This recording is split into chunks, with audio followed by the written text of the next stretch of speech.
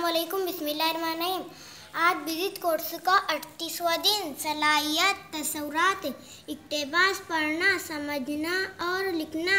आओ मालूम करें इक़्तिबास। गौर से पढ़िए।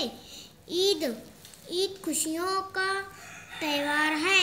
इसकी तैयारी कई दिन पहले शुरू हो जाती है। घरों में सफाई होती है, रंग लगाया जाता है, सबके लिए नए कपड़े खरीदे जाते हैं। घर के लिए मेवे और इतर खरीदा जाता है। लड़कियां हाथों में मेहंदी लगाती है। आज 29 रोजे पूरे हुए। लोग ईद का चांद देखने के लिए जमा हो गए। शायद चांद नजर आ जाए।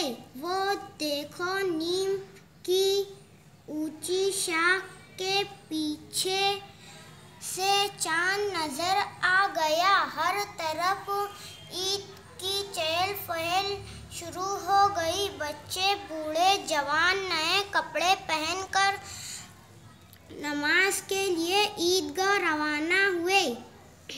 नमाज के बाद एक दूसरे से गले मिले। घर पहुंचकर सब मिलने लगे। घर पहुंचकर सब एक दूसरे से ईद मिले।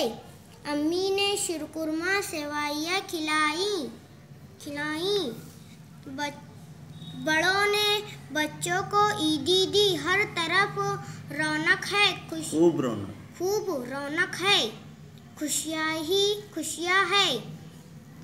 ईद का त्यौहार सबको पसंद है। आओ अहलियत पैदा करें।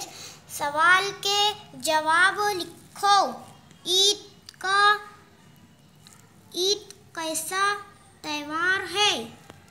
खुशियों का त्यौहार है। लड़कियां हाथों में क्या लगाती हैं? मेहंदी लगाती है। नमाज के लिए सब कहाँ जाते हैं? नमाज के लिए सब ईदगाह जाते हैं। ईद का चांद कहाँ नजर आया? वो देखो, नीम की ऊंची शाख के पीछे ईद का चांद नजर आया।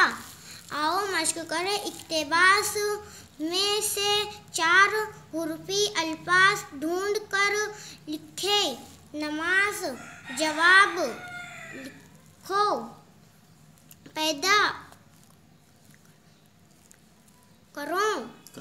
करें। बढ़ो। आओ तख़य्युलाती बने। चैलेंज। ईद की तैयारी। इस उन्वान पर 3 सतरें लिखिए।